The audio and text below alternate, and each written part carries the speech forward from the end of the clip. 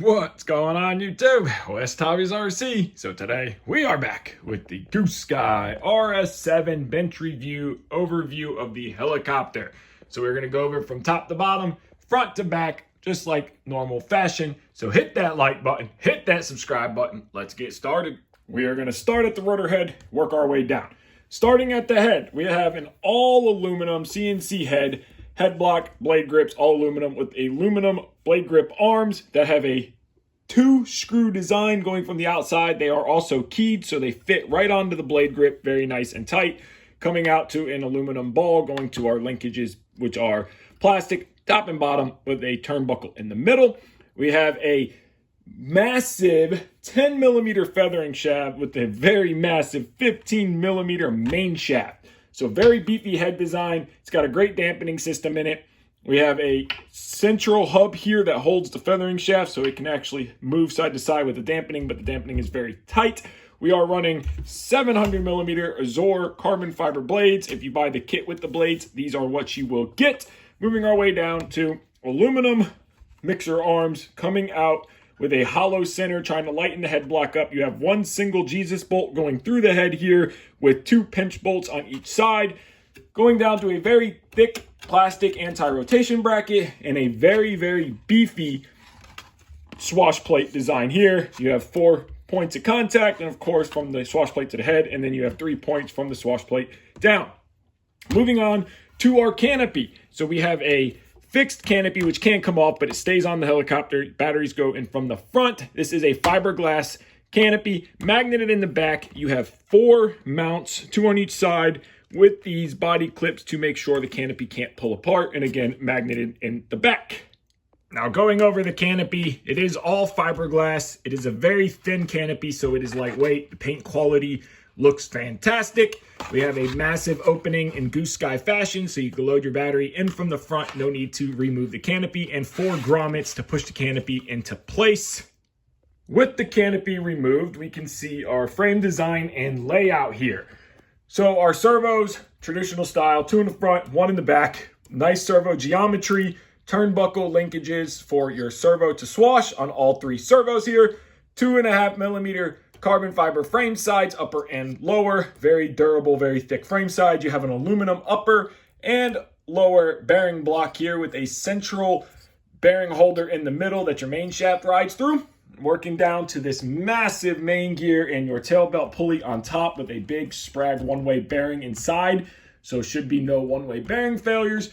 You are a Healy cut gear system here with a main gear ratio with the stock 11-tooth pinion, which we are running right now, is 9.727 gear ratio with a tail ratio of 5 with the stock gearing. If you use a 12-tooth motor pinion, you will get a gear ratio of 8.9. And if you use a 21-tooth tail pulley, you will get a gear ratio of 4.76. Moving on to the motor, we are running a 4530 Quattrum 500 kV. Now, one thing I would recommend, somewhere in the 525 to 550 kV area. 500 kV is a little low for this helicopter, so we're going to try a 12-tooth to try to make that up. We have an aluminum motor mount with a pinion carrier, which comes all the way down to a secondary bearing block down here. We have aluminum standoff spacers here from the upper frame to the lower frame. We have a nice spring-loaded battery latch that will always go back, so you never need to worry about your battery latch staying unlocked. Moving forward here, we have our Castle 160 ESC. I would recommend a 200 amp or a Hobbywing 260. We have a carbon fiber upper and lower tray here. We have our wires running forward to our RC Pro connectors. We have these rubber canopy standoffs to help stop the canopy from rubbing in the front. Down to aluminum mounts. This is something I made. Check out the build video to hold the 2S LiPo. That is not included. Lower carbon fiber mount going all the way down. So we have 1 and 2 piece frame design with the RS7 logo put right there in the frame. Very nice touch. To our very durable nylon skids and our aluminum skid pipes. Now moving ourselves back here, we have aluminum canopy mounts, rear and front. We have our FVL and receiver mounted area. So that is going onto a flat carbon fiber plate that our houses underneath of it are aluminum boom mounts, working back to a massive 33 millimeter aluminum tail boom. So a traditional tubular tail boom, circular tail boom, apologize. We have two tail boom push rod mounts. So you have one here and one here with our carbon fiber tail push rod. Moving to our tail servo that is mounted to a aluminum mount right up here, nice and neatly tucked up out of the way. Moving our way to the back of the helicopter, so you can see our tail design here. We have an aluminum tail case with a idler bearing in the middle to stop that tail belt from ever popping off of our aluminum tail pulley. Now this again is a 20-tooth pulley and giving us a 5 on the tail ratio. You can go 21 and get a 4.76 tail ratio. We have a massive 8 millimeter tail shaft to our pitch slider with a traditional style blade grips with aluminum coming out on our grips. 106 millimeter Azor tail blades. Again, if you buy the version with the blades, these are what you will get. We have a dampened tail hub here with a 5 millimeter tail shaft. And we are running plastic links. We have a single aluminum armed pitch slider that goes to the bottom here.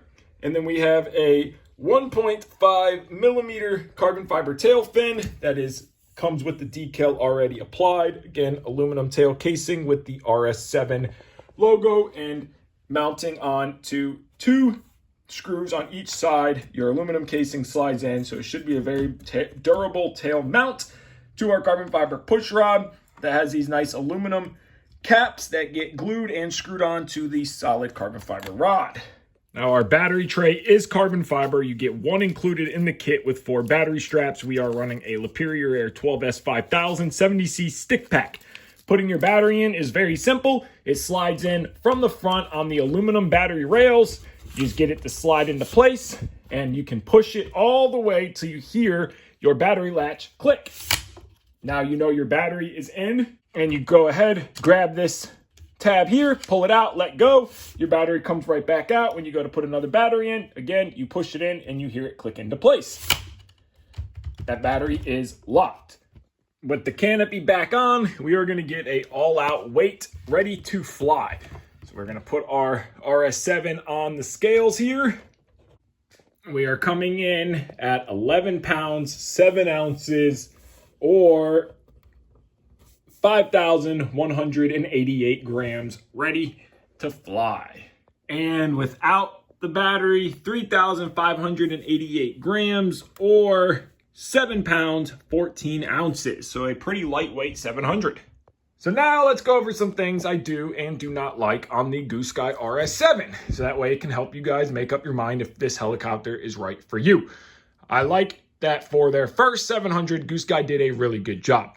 Things I think could be improved on, but for all in all, great helicopter. I like the battery going in from the front, makes battery changes very nice and easy. I like the very open frame design so you can get to everything, you can work on everything. It's all right here.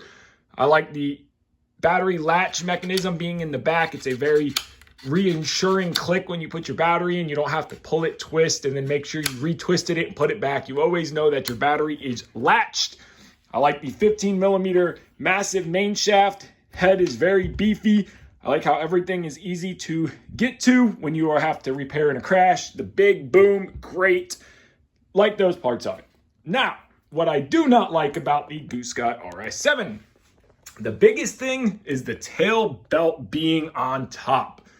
That is something that if you have a crash, you break a boom, break a belt, something, you have to disassemble the entire head, pull the main shaft out, get the gear out. This isn't the easiest gear to get in and out with the belt, feeding it onto the top, pushing bolt through. I think that could have been reversed, put the gear on top, the belt on the bottom, would have made life so much easier.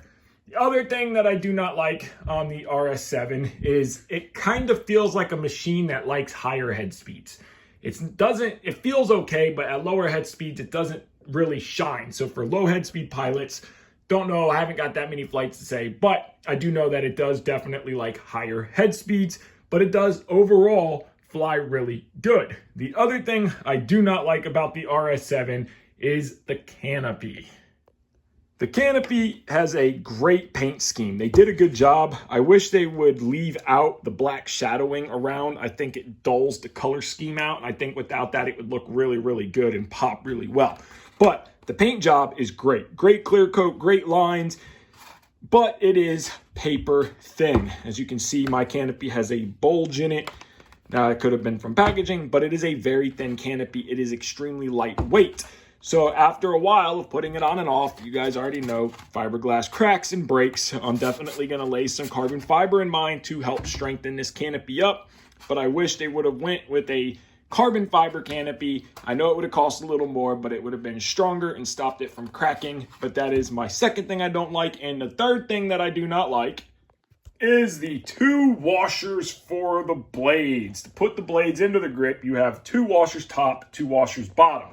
Now, I know that all blades are different, and some helicopters, you do have to run washers, and it's good to run a washer, but I think if they were selling the kits around the Azura 700s, they should have gave us 2 options. They should have made a thick washer, and then they should have made a thin washer. So that way, whatever blade you are running, you can run the thin or you can run the thick, because trying to get both washers into place, one is keyed so it fits into the blade grip, pushes right up in the bottom, and the other one slides in, so you have to try to fight them top and bottom, push the blades in.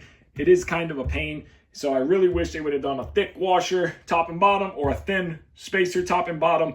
And the other thing is that the bolts only fit if you use the washers. So I know that they did that to use the washers, but I feel like they could have made the bolt hole the right size for the blade grip bolt and just made a thick washer top and bottom. Or if they were going to do the 2 washers like they're doing, made a thicker one top and bottom, that would have eliminated the hassle of putting the blades on and fighting washers into place. So there you guys go. There is an overview of the Goosky RS7. What I like, what I don't like. I do think overall, though, it is a good helicopter. I think with some improvements, it could be a really good helicopter. So I hope this has answered some of your questions, has steered you in whichever direction you would like to go with the Goosky. Great flying helicopter. I just think a few improvements and it would be almost perfect. So I want to thank you guys so much for watching this video. If you haven't already, hit that like button, hit that subscribe button. And remember, Patreon and PayPal are linked in every video description if you'd like to help support me. And Super Thanks is now active on the channel. Take care and have a great day.